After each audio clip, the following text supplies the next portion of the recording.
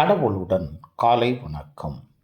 புனித யோவான் எழுதிய நற்செய்தி 10ஆம் அதிகாரம் 1 முதல் 10 வரை உள்ள இறைவார்த்தைகள்.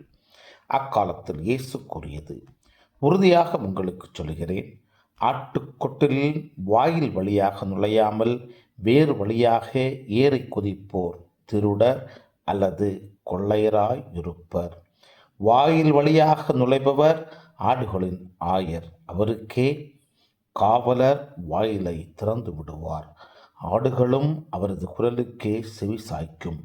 அவர் தம்முடைய சொந்த ஆடுகளை பெயர் சொல்லி கூப்பிட்டு வெளியே கூட்டிச் செல்வார். தம்முடைய சொந்த ஆடுகள் அனைத்தையும் வெளியே ஓட்டி வந்தபின் அவர் அவற்றிற்கு முன் செல்வார். ஆடுகளும் அவரை பின்தொடரும், ஏனெனில் அவரது குரல் அவற்றுக்கு தெரியும். அறியாத ஒருவரை அவை பின்தொடரா. அவரை விட்டு அவை ஓடிப்போகும், ஏனெனில் அவரது குரல் அவற்றிற்கு தெரியாது.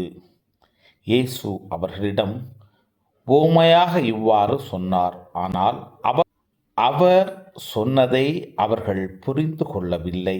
மீண்டும் இயேசு கூறியது, உறுதியாக உங்களுக்கு சொல்கிறேன், ஆடுகளுக்கு வாயில் நானே. எனக்கு முன்பு வந்தவர் அனைவரும் திருடரும் கொள்ளையருமே. அவர்களுக்கு ஆடுகள் செவி சாய்க்கவில்லை. நானே வாயில். என் வழியாக நுழைவோருக்கு ஆபத்து இல்லை. அவர்கள் உள்ளே போவர், வெளியே வருவர், மேய்ச்சல் நிலத்தை கண்டு கொள்வர்.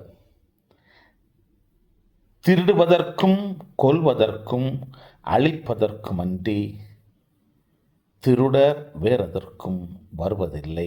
ஆனால் நான் ஆடுகள் வாழ்வை பெறும் பொருட்டு, அதுவும் நிறைவாக பெறும் பொருட்டு வந்துள்ளேன்.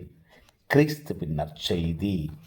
இந்த நாள் இனிய நாளாக அமைய வாழ்த்துக்கள்.